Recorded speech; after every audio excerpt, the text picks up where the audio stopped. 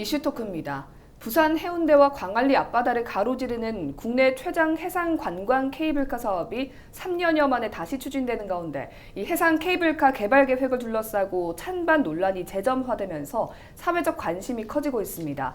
관광 인프라 구축에 대한 기대와 공공재 개발이라는 우려가 엇갈리는 상황 속에서 남은 과제는 무엇인지 짚어보도록 하겠습니다. 부산대학교 도시공학과 김종구 교수, 동서대학교 관광학부 강혜상 교수와 함께합니다. 안녕하십니까? 안녕하세요. 네, 반갑습니다. 우선 이제 이야기를 좀 시작하기에 앞서서 두 분은 이 관광 해상 케이블카 도입에 대해서 어떻게 생각하시는지 좀 간단하게 교수님부터. 저는 찬성하는 입장이고요. 여러 가지 문제들이 있으니까 이제 지금 조금 찬반 논란이 일고 있는데 문제점들 하나씩 해결하면서 결과적으로는 이제 될 거라고 보고 있고요. 네. 가장 중요한 거는 사실 지금 너무 어렵잖아요. 그래서 이제 특히 자영업 하시는 분들이 많이 어려운데 이렇게 뭔가 계기가 돼서 어떤 그 경제 회복의 원동력이 되지 않을까. 저는 그렇게 보고 있습니다. 네, 교수님께서는 어떻게 보십니까? 저도 우리 침체되어 있는 우리 부산의 어떤 지역 경제 활성화라든지 또 우리 해양 도시인 만큼 해양 관광 사업 활성화를 위해서는 반드시 필요한 사업이라고 생각을 합니다. 네. 단지 이제 우리 부산의 공유 수면이라든지 유원지 공원을 대상으로 하고 있기 때문에 이 공공재를 활용한 부분인 만큼 공익성이 담보되어야 한다. 그런 측면에서 그 이외에 뭐 다른 문제들도 많겠습니다만은 그런 차원에서 발생되는 문제를 최소화하면서 사업을 진행해야 된다라는 그런 생각입니다. 네, 조금 더 조심스러운 입장이시군요. 해상 케이블카 설치는 사실 10년 전에도 좀 논의가 됐었지만 각종 문제점들로 인해서 좀 무산이 된 바가 있습니다. 무시할 수 없을 만큼 많은 문제들이 좀 산적해 있다라는 보는 입장들이 있는데요. 구체적으로 좀 어떤 문제들이 우려되는지 설명을 부탁드립니다. 제가 이제 도시계획, 도시개발에 한 30여 년 종사를 하고 있는데요. 이런 관광시설이 도입되면서 이렇게 이제 다양하고 많은 이제 문제를 야기시키는 경우가 잘 없다고 생각을 하는데요. 이미 이 사업은 아까 말씀하셨습니다만 10년 전에도 그랬고 3년 전에 사업계획서를 부산시에 제출했다가 교통 문제, 그다음에 공공성 결여 문제, 그다음에 환경 문제로 해서 반려가 된 적이 있거든요. 그래서 부산시도 상당히 조심스럽긴 합니다. 그래서 제가 지금부터 말씀드리는 이 이제 문제점은 예상되는 문제점입니다. 크게 한 6개 항목이 있는데 제가 시간적 문제로 핵심 중에 2가지만 말씀드릴 건데요. 일반적으로 우리가 이제 알려져 있는 게 교통 문제, 환경 문제, 공공성 결여 문제, 그다음에 광안대교와의 관계에 의한 경관 침해 문제, 그다음에 강풍에 의한 안전성 문제, 그다음 마지막으로 사생활 침해. 요거는 머린시티에 관계되는 부분입니다. 그 중에서 가장 핵심적인 게 제가 오늘 말씀드리고 싶은 2가지를 말씀드리겠습니다. 교통 문제와 공공성 결여 부분인데요. 이 교통 문제는 뭐 많은 분들이 지금 이야기를 하고 있습니다. 특히 이제 우리 해변 간선도로는 지금도 주말에는 상당히 복잡하고 또 성수기 피서철에는 뭐 거의 마비다시피 하는 그런 지역이거든요. 거기에 이제 이 예상 이용 계획이 1일 9,000명, 연간 한 300여만 명 예측이 되고 있는데 하루에 한 9,000명 정도, 그 중에서 도보로 이용하는 사람도 있겠죠. 제외하면 최소한 1,000대 이상, 많으면 2,000대가 사용을 할 것 같은데 지금 현재 동백섬 솔밭공원에 현재 계획되고 있는 주차장은 한 900여 대 되는 것 같아요. 그래도 그 900여 대가 모자란다고 생각하는데 한 1,000대 이상이 교통 발생이 되면은 지금 그 해변 간선도로는 성수기에는 저는 펑크가 날이라고 봅니다. 특히 이제 몇 년 후에 LCT가 또 이제 전부가 입주를 하게 되고, 그 다음에 또 마리나 계획이 또 있거든요, 해수부에. 이런 것들이 다 이제 나중에 복합적으로 들어오면은 뭐 이 해운대 해변 간선도로는 사실 해운대 주민만이 이용하는 것이 아니고 우리 부산 시민 전체가 이용하는 것이기 때문에 이 교통 문제는 굉장히 심각하다. 그래서 이 부분에 대해서는 반드시 대책을 강구해야 되는데 사업자 측에서는 지금 이제 도로를 확장하고 그 다음에 셔틀을 운영해서 최소화시키겠다고 이야기를 하고 있습니다. 근데 저희들 이제 계획 전문가 입장에서 볼 때는 현재 그 동백섬 솔밭공원 전면 간선도로에서 진입하기 위해서는 도로 폭언을 확보할 수 있는 여유 공간이 없습니다. 그렇기 때문에 그 도로 확장은 무리라고 보고 그다음에 셔틀을 이용한다 해도 결국은 이제 지하철역에서 셔틀이 운영이 되고 버스 경유장에서 운영이 될 건데 네. 그 아마 큰 문제가 좀 이용하기에 불편하지 않을까 이런 생각을 하고 마지막으로는 공공성 결여 문제입니다만은 이게 이제 솔밭공원은 유원지로 지정이 되어 있고 경관지구로 지정되어 있고 중점 경관관리지구입니다. 그리고 문화재 보호구역이고 또 2대 승강장은 공원으로 지정이 되어 있거든요. 예. 이게 이런 양측의 공공재를 활용을 하고 공유수면 역시 우리 부산 시민과 대한민국 국민 전체가 이용하는 공유수면이에요. 물론 해수부 관리지만은 이런 공공재를 활용해서 사업을 함에 있어서 과연 이 사업에서 발생되는 이익이 우리 사회에 어느 정도 공익성을 가지고 환원이 되느냐 하는 부분 이런 부분들을 이제 물론 이제 사업자 측에서도 어느 정도는 생각을 하고 있겠지만은 네. 이런 부분들이 엄격하게 좀 진단이 되어서 어떤 사회적 공감대가 형성된 후에 사업을 추진해야 된다고 생각을 합니다. 네. 교수님께서 보시기에 이런 문제점들에 대한 어떤 해결책이 좀 있을까요? 예, 그 공공성 문제는 사실 조망권이라든가 공유수면 점용 얘기를 많이 하시는데 조망권은 사실 이미 거기에 사시는 분들이 뒤에서부터의 조망권을 이미 막았기 때문에 사실은 이제 조망권 자체의 어떤 그런 문제라고 보이지는 않고요.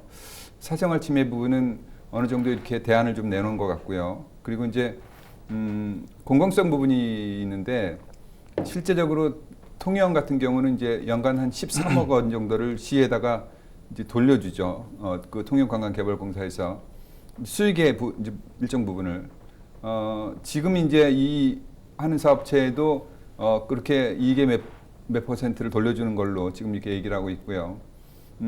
사실 가장 큰 것이 이 케이블카가 교통 역할을 한다는 것이죠. 그러니까 뭐 저도 이제 제안을 드렸지만 아침 시간 출퇴근 시간에 해운대하고 이기대를 출퇴근용으로 쓰자.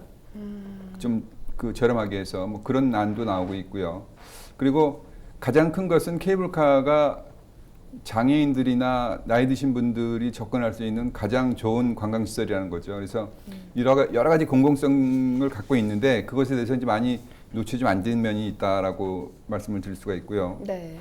그리고 이제 두 번째가 그 공공성 부분에서 이제 그쪽 교통 부분을 말씀하셨는데 충분히 일리가 있고요. 저도 사실 가장 크게 보는 것이 교통 문제긴 한데 거기에 이제 관광객만 오지는 않거든요.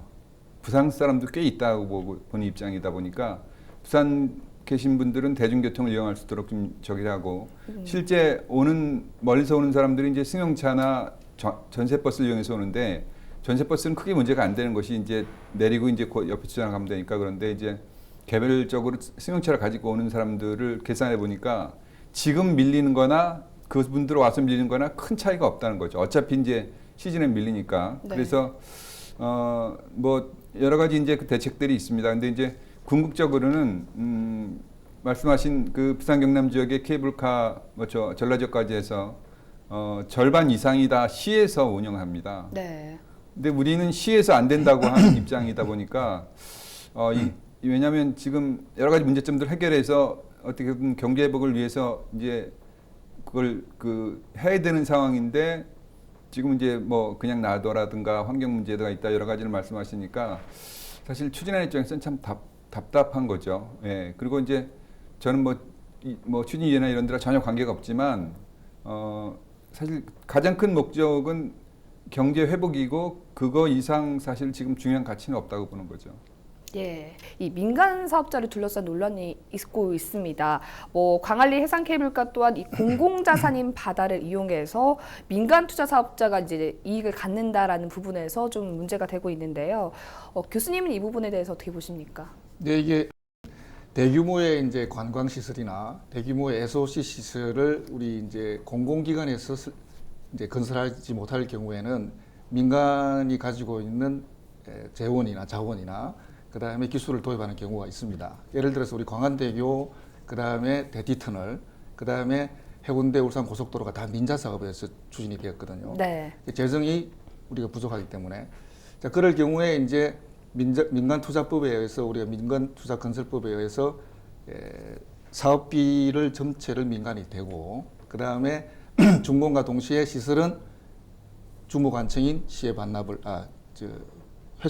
시가 회수하는 거죠. 회수를 네. 하고 한 20년 정도의 운영권을 가지게 됩니다. 그래서 그 이용료를 가지고 이제 사업비와 이익을 충당하게 되는데 이 해상 케이블도 마찬가지거든요. 그래서 이게 민간 사업자가 이제 대량의 사업비를 투자를 해서 하는데 문제는 이게 우리 아까도 말씀을 드렸습니다만 이제 공공재를 활용해서 하는데 이게 나중에는 아마 사업 제안서를 시에 제출을 하게 되면 시하고 이제 협약을 맺게 됩니다. 그걸 이제 민간 투자법에 의한 협약을 하게 되는데요. 그 협약 과정에서 우리 시가 아주 잘해야 된다고 봅니다. 만약 이 사업이 진행이 된다면은. 네. 그래서 기존에 이제 광안대교나 우리가 이제 대디터널 같은 거는 요금이 굉장히 다운시켜 놨지 않습니까? 예. 공공성이 강하기 때문에. 그런데 지금 송도의 예를 들어 보면은 송도 해상 케이블카 경우에는 요금이 굉장히 비쌉니다, 지금. 예. 그래서 연간 수입이 상당한 걸로 저희들이 알고 있고 또 파급 효과도 물론 송도 지역의 경제 활성화에는 도움은 되고 있습니다.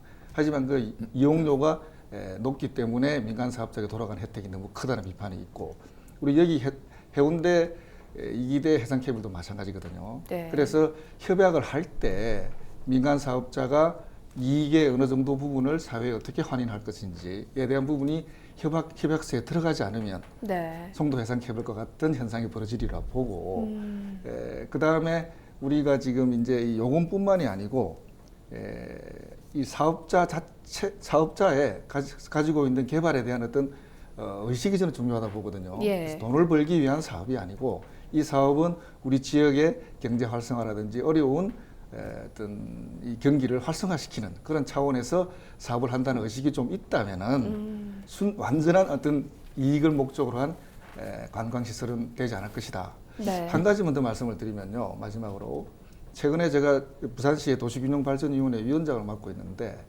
서부산권에서 사람들이 이제 크레임을 걸기 시작을 합니다. 예. 왜 우리 해양 관광 시설들은 다 동부산 쪽에만 치우치느냐. 그래서 이제 그런 얘기를 한번 한 적이 있거든요. 저희들이 만약에 낙동강이라든지 다대포 해안 지역에 이런 해상 케이블을 설치하면 어떻게 생각하십니까? 라고 물어보니 이제 조사를 한번 해본 적이 있습니다. 네. 자기들은 대환영이라는 거죠.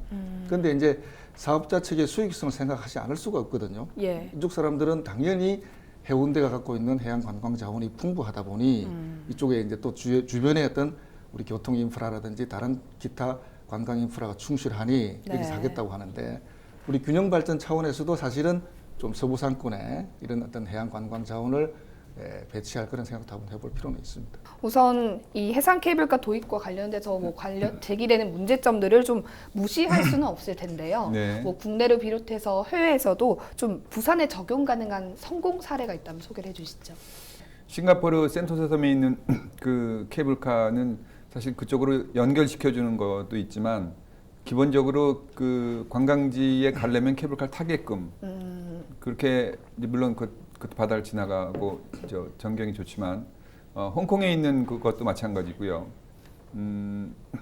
팜스프링이라는 미국의 어떤 휴양지가 있는데 아주 날씨가 더워요. 그래서 뭐 이렇게 휴양지치고는 좀 별로다라는 느낌이 좀 있긴 한데 거기에 케이블카가 있거든요. 네. 근데 그게 2,000m로 올라갑니다. 그래서 약 40분 정도 올라가는 케이블카인데 올라가면 이제 눈이 그대로 있고 막 이렇죠. 그런 것들이 지역을 방문하게 하는 어떤 매개체 역할을 한다고 보거든요. 그래서 네. 지금 뭐 다른 우리나라 예를 들어도 이제 자꾸 송도 얘기만 해서 그런데 사천이라든가 여수는 사실 지금 케이블카한테 고맙다고 절을 정도로 너무나 많은 방문객들이 오고 있어요. 그래서 네. 지역 주민들이 케이블카 일단 오면 밥을 먹든 아니면 차를 가지고 오든 뭐 여러 그 부분에서 이제 돈을 쓰게 되니까 지역 주민들이 당장 주머니에 들어가는 게 이제 눈에 보일 정도인데 사실 되게 어려웠거든요. 사천도 그렇고 뭐 지금 남해안의 도시들이 이제 이렇게 경기 영향을 많이 받으니까 그렇게 돼 있었는데 그래서 어떻게 보면 그 홍콩이라든가 싱가포르나 뭐 저희 또 작년에 가장 많이 간 게 이제 베트남의 다낭인데 네. 다낭도 이제 그것까지 올라가는 그 케이블카가 있고요. 그래서 어떻게 보면 케이블카는 역할을 이제 한 두세 가지 하는 거예요. 그러니까 이제 돌파구 역할을 해주기도 하고 또 교통 약자들의 어떤 저거 발휘돼주기도 하고 그래서 어떤 교통과 관광 매력물의 역할을 두 개를 다 하는 거죠. 근데 저도 우리 김종 교수님 말씀 따라서 이제 여러 가지 문제점들이 있는 건 사실이고요. 네. 그런 것들을 해결해서 나아가려고 하는 방향이 사실은 더 맞는 거다.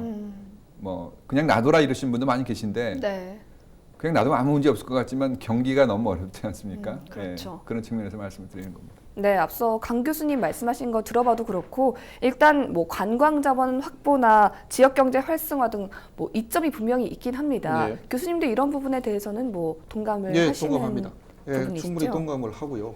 단지 이제 이런 시설이 들어옴으로 해서 우리 이제 도시 공간에 미치는 영향 네. 이런 부분을 최소화시키는 의미에서 말씀을 드린 거고, 또 한 가지 제가 최근에 이제 이 해상 케이블 부분에서 몇 가지 조사를 해보니 조금 전에 말씀하셨듯이 사천이라든지 통영, 여수들 다 이제 경제적인 도움을 많이 받고 있더라고요. 예. 근데 이게 이제 여수 같은 경우가 이제 한 4, 5년 되었고 운영되기 시작한 지가, 그 다음에 통영이 한 10년 정도 되는 것 같습니다. 근데 최근 1, 2년 사이에 이용객이 좀 줄고 있더라고요. 그래서 그 부분을 우리가 조금 주시할 필요가 있다. 물론 이게 이제 개통 시기 그쯤에는 많은 사람들이 이용을 하게 될 네. 겁니다. 근데 이제 우리 부산에 만약에 해상 케이블이 설치가 되면 이건 당연히 50년, 100년 이상 우리가 활용해야 될 아주 중요한 관광 자원인데요. 그래서 최근에 이 해상 케이블 이용객이 좀 줄어드는 이런 케이스도 우리가 좀 고려를 해야 된다라는 점이 있고, 그 다음에 이제 이 경관 문제를 제가 말씀을 안 드릴 수가 없는데요. 이게 마침 이게 또 참 공교롭게도 광안대교 위에 옆을 지나가거든요. 처음에는 이게 3년 전에 이 사업자가 시에 제출할 때는 이제 우리 광안대교가 두 개의 주탑이 있습니다. 네. 이 주탑을 사이에 두고 이렇게 케이블이 쭉 이렇게 현수교 모양으로 서스펜션으로 되어 있거든요. 근데 3년 전에 사업 제출할 때는 이 주탑과 거의 비슷한 높이였습니다. 그렇게 보면 우리가 이제 보통 광안 해변가에서 해수욕장에서 뷰를 하게 되는데, 뷰를 보게 되는데 바로 뒤에 케이블이 달려서 이렇게 주렁주렁 다니게 되는 거죠. 그래서 이게 어떤 경관의 어떤 중복성, 피해 이런 부분 때문에 현재 주탑을 151m로 올렸습니다. 지금 네. 제안서를 보면은. 그러면은 그 간격은 한 500m 정도 되거든요. 예. 그러면 광안대교 주탑이 여기 있고 케이블이 있고 500m 뒤에 이제 한 50m 위에 이제 이렇게 해상 케이블이 다니게 됩니다. 케이블카가 다니게 되는데, 그러면 우리가 이제 이 경관의 어떤 이 주요한 어떤 자원을 생각을 해보면은 해변가에서 봤을 때 한 500m 위에 500m 건너편 위에 50m 위에 이제 케이블이 이렇게 주렁주렁 달리게 되는 거죠. 예. 그래서 우리가 광안대교라 그러면 최근에 우리 부산시의 어떤 랜드마크나 상징적인, 특히 이 서스펜션 어떤 현수교이기 때문에 굉장히 경관적 수월성을 가진 랜드마크였거든요. 네. 그래서 물론 두 개가 다 동시에 시너지 효과를 가질 수는 있습니다만은 그런 부분에 있어서 이 경관 전문가나 도시 설계 디자인 전문가들이 상당히 좀 우려를 하고 있다, 이런 말씀도 드리고 싶네요. 예, 사실 이 개발에 대한 찬반이 좀 팽팽하게 나뉘고 네. 있지만 어떤 의견이 맞다 틀리다 할 수 없는 그런 의견인 만큼 사회적 합의와 공감대 형성이 가장 중요하지 않을까 싶습니다. 앞으로 해상 케이블카가 재추진된다면 어떤 부분을 가장 고려해서 좀 추진이 되면 좋을지 간단하게 강 교수님부터 말씀을 좀 부탁드립니다. 지금 이제 추진하자는 의견들이 계속 나오고 있고, 근데 이제 예전에 한번 잘 안 됐었기 때문에 신중하게 해야 될 필요성이 있을 것 같고요. 네. 저는 사실 가장 중요한 거는 그 민원들을 해결하고 가야 된다는 거죠. 뭐 마린시티나 뭐 계신 분들이 불편하다고 하면 그 불편을 최소화시킬 수 있는 그런 거를 해야 된다고 보고요. 가장 큰 문제는 교수님 말씀하셨던 교통 문제입니다. 저도 사실 주차 문제와 이 소통 문제가 제일 큰데, 그거는 사실 머리를 짜내고 시민들이 같이 의견을 주고 그래서 어떻게 보면 합리적인 저걸 찾아내는 것이 가장 현실적으로 필요하다고 보고요. 네. 제가 어렵다 말씀 많이 드리지만, 많이 어려운 게 사실이고요. 하루에 손님 하나도 없는 식당들이 정말 많습니다. 근데 조금 그 어려움들이 있더라도 추진해서 어떤 경제적으로 좀 잘 사는 부산을 좀 만들어봤으면 좋겠다, 이런 생각이 듭니다. 네, 교수님께서도. 네, 이 부분은 찬반이 아주 좀 극명하게 갈리는 부분이기 때문에 네. 우리가 공론의 장에서 이야기를 들을 때 꼭 반드시 나오는 게 어떤 사회적 공감대, 네. 어떤 시민의 어떤 공동된 의견을 우리가 수립하자, 이런 부분이 우선 앞서야 되겠고 선행돼야 되겠고, 그 다음은 조금 전에 제가 말씀드렸던 우리 강 교수님께서도 말씀하셨습니다만 제일 고민거리가 교통 문제거든요. 예. 그 부분에 대해서 교통의 피해를 최소화시키는 대안이 반드시 제출돼야 되겠다. 네. 마지막에는 발생되는 그 많은 이익을 우리 부산 시민이나 우리 부산의 공익의 목적을 위해서 좀 환원시켜야 되겠다. 이 세 가지가 제일 중요하다고 봅니다. 네, 오늘은 시간 관계상 여기서 대담을 마무리 짓고요. 다음에 또 공론화에 장이 있으면 교수님들 뵀으면 좋겠습니다. 오늘 함께해 주셔서 고맙습니다. 감사합니다.